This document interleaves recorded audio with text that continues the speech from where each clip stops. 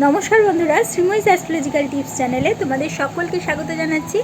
আজকে যে বিষয়টা তোমাদের কাছে তুলে ধরবো সেটি আমি আগেও এই সংক্রান্ত বিষয় নিয়ে শুরু করেছি। সেটি হচ্ছে রবির মহাদশা এবং তার আন্ডারে বিভিন্ন গ্রহের অন্তর্দশা থাকলে কী ফল আমরা পাই। রবি নিয়ে বলা হয়ে গেছে, রবি চন্দ্র নিয়ে বলা হয়ে গেছে। আজকে আমি রবি মঙ্গল নিয়ে বলবো।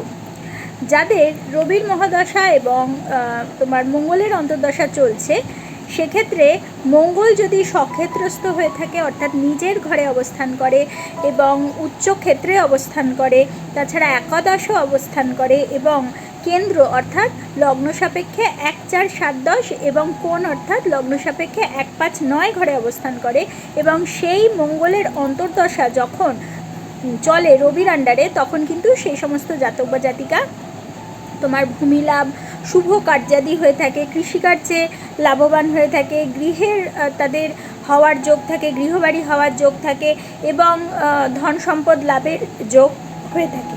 এই সমস্ত বিষয় সে সমস্ত জাতক জাতিকা শুভ ফল অবশ্যই পেয়ে থাকে।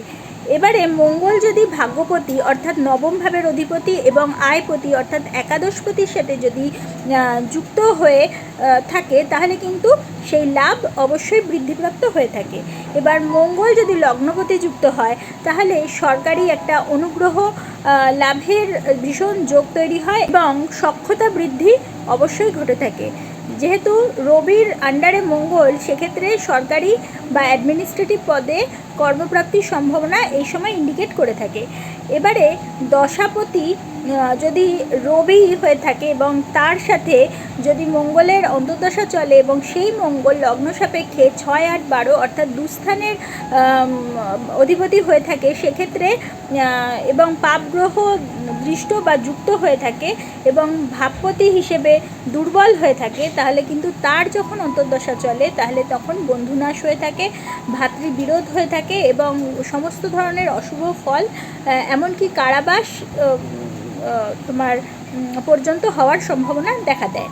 জন্মকালে মঙ্গল যদি লগ্নের দ্বিতীয় বা সপ্তমভাবে অবস্থান করে, সেক্ষেত্রে যখন মঙ্গলের অন্তর্দশা চলে, তখন কিন্তু একটা সংকটজনক রোগ পীড়ার মধ্যে দিয়ে জাতক জাতিকাকে যেতে হতে পারে।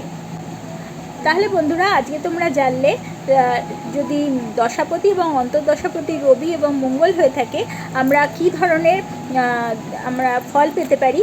যদি তোমাদের আমার এই ভিডিওটা ভালো লাগে, তাহলে অবশ্যই একটা লাইক করে দিও, তোমাদের পরিচিতদের মধ্যে শেয়ার করে তাদের জানার সুযোগ করে দিও এবং যারা এখনও পর্যন্ত আমার চ্যানেলটা সাবস্ক্রাইব করোনি, অবশ্যই সাবস্ক্রাইব করে দিও এবং পাশে থাকা বেল আইকনটি প্রেস করতে কিন্তু একেবারে ভুলো না। তাহলে প্রত্যেকে ভালো থেকো, প্রত্যেককে ভালো রেখো। পরবর্তী ভিডিওতে আবার চলে আসবো। ততক্ষণের জন্য সকলকে ধন্যবাদ। নমস্কার।